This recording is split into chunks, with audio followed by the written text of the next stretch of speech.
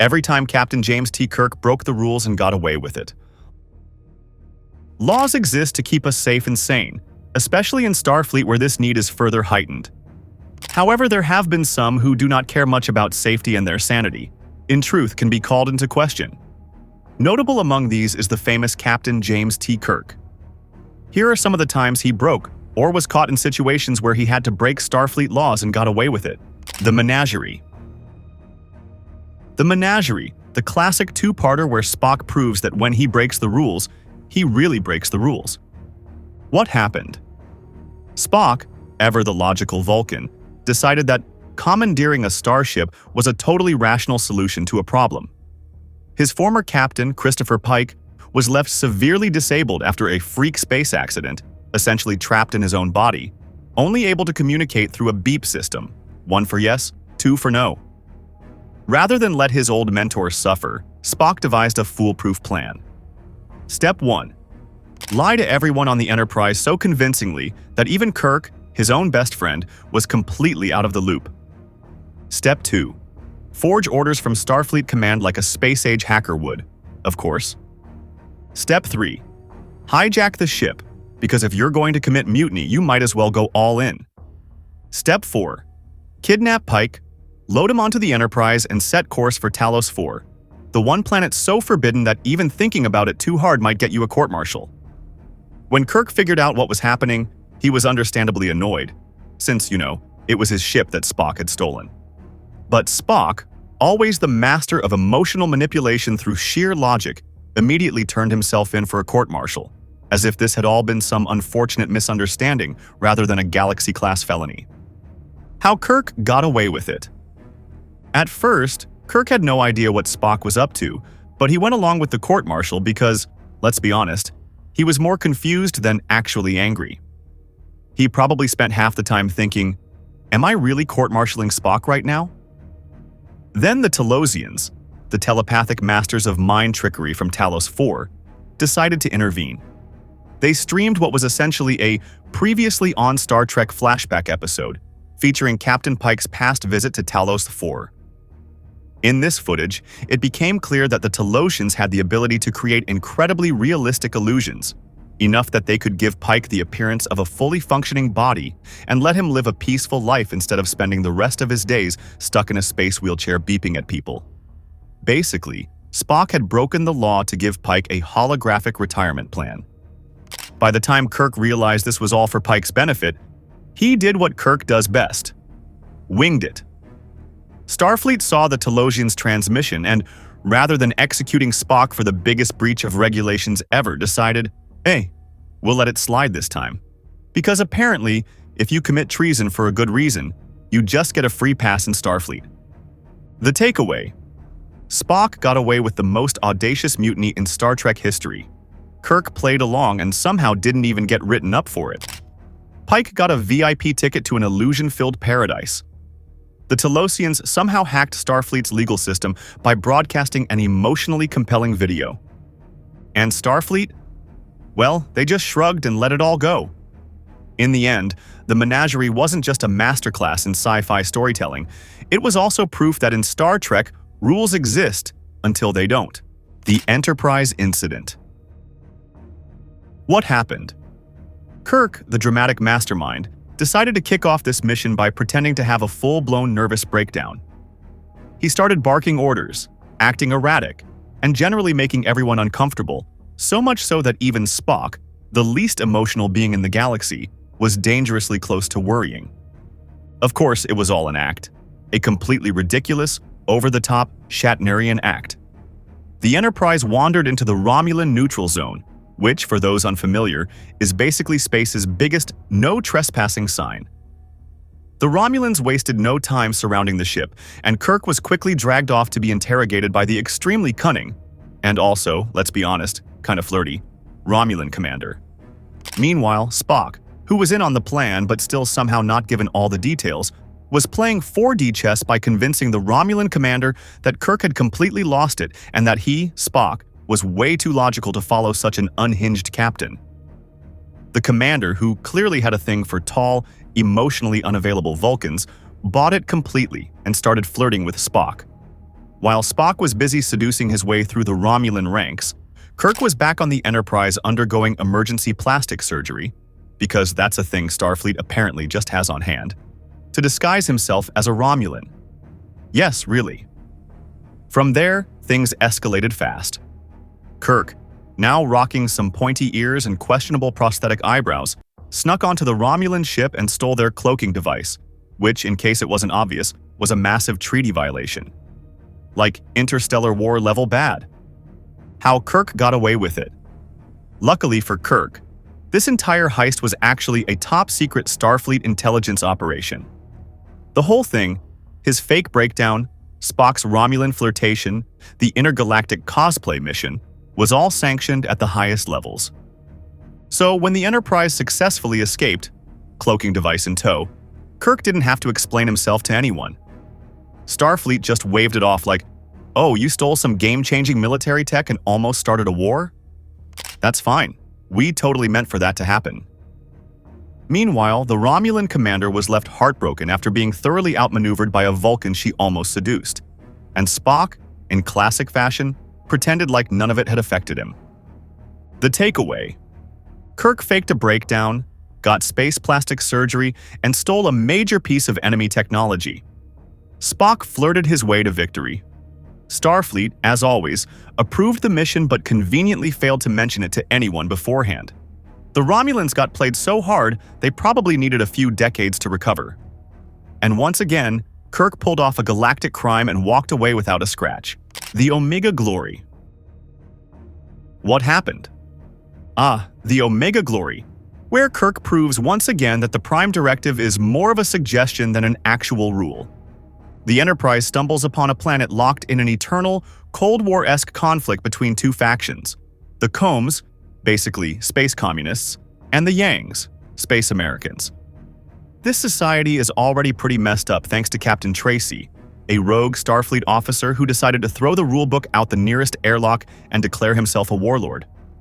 Naturally, Kirk, Spock, and McCoy beam down to investigate and immediately get captured. Because of course they do. Captain Tracy, now fully in his deranged dictator era, tells Kirk that this planet holds the secret to immortality. The natives seem to be immune to disease and age super slowly. But when McCoy does some quick sciencing, he realizes that this so-called miracle is just basic evolutionary adaptation, not some magical elixir. Kirk, being Kirk, is not thrilled about Tracy's reign of terror and starts doing what he does best, leading a revolution and making dramatic speeches. But things take a truly bizarre turn when the Yangs, who, again, are just space Americans, pull out their sacred text, which turns out to be the United States Constitution. Yes, really. Kirk literally reads the preamble out loud in one of the most absurdly patriotic moments in Star Trek history. Meanwhile, Spock is just standing there in complete silence, probably internally calculating the exact number of regulations they've shattered at this point. How Kirk got away with it. So, let's recap. First, Kirk overthrew a Starfleet captain. 2. Kirk influenced the entire trajectory of an alien civilization. 3. Kirk gave an impassioned speech about freedom and democracy to a bunch of confused space barbarians. And the consequences? Absolutely none. Why? Because Starfleet took one look at this absolute mess and went, "Well, Tracy started it, so I guess we'll just let this one slide." Also, the episode ends so abruptly that nobody even has time to address the massive Prime Directive violations. 1 minute Kirk is quoting the Constitution, the next the credits are rolling. The takeaway: Kirk accidentally became a founding father of an alien civilization. Spock watched the Prime Directive get obliterated in real time. Starfleet probably filed this whole incident under "too complicated, do not investigate." And Captain Tracy? He lost his dictatorship, his immortality dream, and his Starfleet career, all in one episode. At the end of the day, the Omega Glory is proof that sometimes, in Star Trek, the real Prime Directive is the friends we violated along the way. The voyage home. What happened? By the time Star Trek IV, The Voyage Home, rolls around, Kirk and his crew have basically gone full space outlaws. They stole a Klingon bird of prey, blew up the Enterprise, and were heading back to Earth to face the consequences for all the very illegal things they did in Star Trek III. But Earth had bigger problems. Specifically, a giant alien probe showed up and started wreaking havoc, shutting down power, boiling the oceans, and making ominous whale noises. Because, as it turns out, this probe wasn't here to talk to humans. It was calling humpback whales, which, minor issue, had been extinct for centuries. Naturally, Kirk's solution to this problem was a completely logical and well-thought-out plan. Step 1. Slingshot around the sun at warp speed to go back in time to 1986. Step 2. Find some whales. Step 3. Somehow transport them to the 23rd century without anyone noticing. Step 4. Hope this plan actually works. So the crew lands in 1986 San Francisco in a stolen Klingon ship, a totally normal sight in the 80s probably, and immediately splits up to do what they do best. Kirk and Spock go on a whale-finding mission, where Spock casually jumps into a tank and mind melds with a whale. Scotty, McCoy, and Sulu try to build a giant whale tank using 20th century materials, which involves Scotty. Introducing transparent aluminum years before it was invented, and McCoy absolutely roasting 1980s medicine. Chekhov, the most conspicuous person imaginable in Cold War America, runs around asking, "Where are the nuclear vessels?" in his thick Russian accent. He promptly gets arrested for being suspiciously Russian near a military base. After a series of increasingly ridiculous hijinks, including Spock cursing like an 80s punk and Kirk sweet-talking a whale biologist, they finally beam up 2 humpback whales and head back to the future.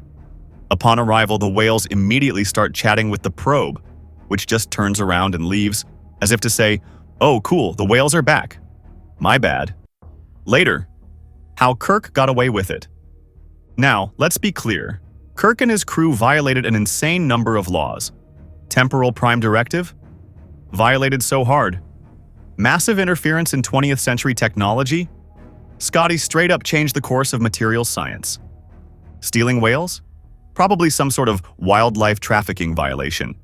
But instead of punishing them, Starfleet took one look at the situation and went, "Well, you did just save the planet, so let's call it even?" So while Kirk absolutely should have been facing major jail time, instead, he just got demoted from admiral back to captain, which, let's be honest, is what he wanted all along. Because what's a little casual time travel crime compared to getting back in the captain's chair? The takeaway: Kirk and crew committed time travel shenanigans of epic proportions. The whales saved Earth, making this possibly the most eco-friendly sci-fi movie ever. Chekhov somehow didn't start an intergalactic incident in the middle of the Cold War. Starfleet dropped all the charges because, at this point, Kirk getting away with things is basically tradition. And that's the story of how Star Trek made saving the whales into a full-blown space adventure. A taste of Armageddon. What happened? So Kirk and the Enterprise crew show up at MER 7, expecting a diplomatic mission. Instead, they find themselves smack in the middle of a 500-year-long war, but with a twist. See, MER 7 and its enemy, Vendikar, don't fight wars the old-fashioned way. No bombs, no armies, no destruction. Instead, they use computers to simulate battles. If you're declared a casualty, you just walk into a disintegration chamber and die. No fuss, no mess, just efficient war. Kirk hears this and immediately goes, "Yeah, I don't think I quite agree with that philosophy." Then things get personal. The war simulation declares the Enterprise and its crew destroyed in an attack, which means Kirk and his people are now supposed to report for execution. And Kirk? Kirk does not report for execution. Instead, he does what Kirk always does when faced with an insane system. He breaks it. He grabs a phaser, blows up the war simulation computer, and basically tells the planet, "Congratulations, you're in a real war now. Hope you like it." The logic: if war is easy, people will keep doing it. If it's horrifying, they'll stop. The consequences of battle. Each consequence from its initiation until its end is necessary for the full horror to be understood and avoided. It's either the most brilliant or the most reckless thing he's ever done. Maybe both. How Kirk broke the rules. Massive Prime Directive violation. Wasn't even a consideration. destroyed a planet's war infrastructure.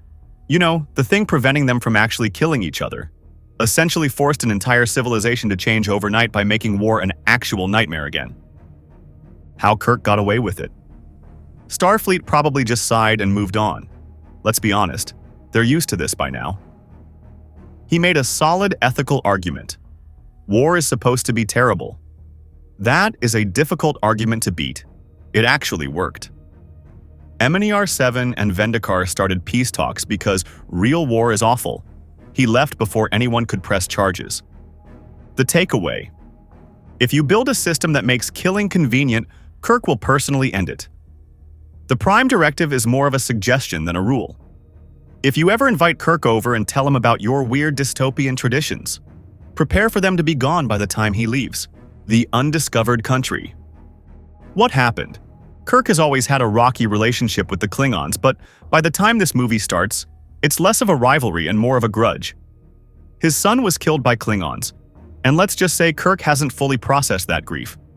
So when Starfleet sends him to help negotiate peace after a catastrophic Klingon disaster, his reaction is less than diplomatic. His actual words: let them die. Yeah, not exactly Federation material. But before he can regret saying that, things go horribly wrong. Klingon Chancellor Gorkon is assassinated, and wouldn't you know it, Kirk and McCoy are blamed. They're arrested, put on trial in a Klingon kangaroo court, and sentenced to a frozen hellhole of a prison planet.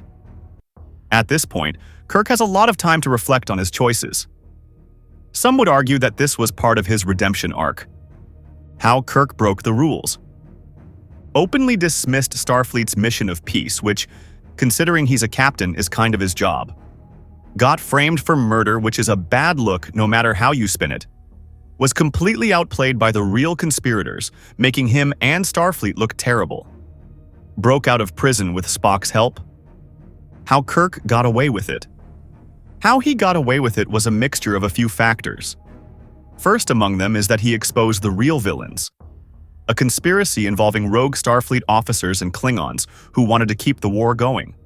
Saved the Federation-Klingon peace process by preventing another assassination attempt. Had a personal epiphany about his own prejudices, admitting he was wrong about the Klingons. Starfleet was too busy celebrating peace to punish him. The takeaway: even Kirk has flaws, big ones, but at least he learns from them. If you're going to be an intergalactic fugitive, make sure Spock is on your side. Being right in the end is a great way to avoid consequences. The Galileo 7. What happened? Kirk is on a tight schedule. The Enterprise has to deliver urgent medical supplies to a colony. But when Spock and his shuttle crew go missing on a dangerous planet, Kirk faces an impossible choice. Follow orders and abandon them, or risk the mission to save his people. Naturally, Kirk does what Kirk does best. Ignores the higher-ups and does what he thinks is right. Meanwhile, Spock is on the planet dealing with his own crisis. The shuttle crew is stuck, the ship is damaged, and giant hostile creatures are making survival very, very inconvenient. Spock, ever the logical one, tries to make cold, calculated decisions, which only annoys his very human crewmates even more. Eventually, he makes an illogical choice, lighting a fire to get Kirk's attention, which miraculously works. How Kirk broke the rules. Ignored a direct order from Commodore Ferris to leave Spock behind and continue the mission. Delayed the delivery of life-saving medical supplies. To be fair, not by much, but still. It was a huge gamble. Risked the Enterprise by searching for Spock's shuttle instead of heading straight to their destination. How Kirk got away with it. He actually pulled it off. Spock's team was saved and the supplies were delivered on time. Starfleet isn't heartless. Abandoning officers isn't exactly the image they want to promote. Commodore Ferris could rant all he wanted, but at the end of the day, Kirk got results. The takeaway: if Kirk has to choose between his crew and protocol, protocol loses, every time. Spock may be logical, but even he admits, sometimes you have to take a leap of faith. As long as you succeed, breaking orders is just creative problem solving.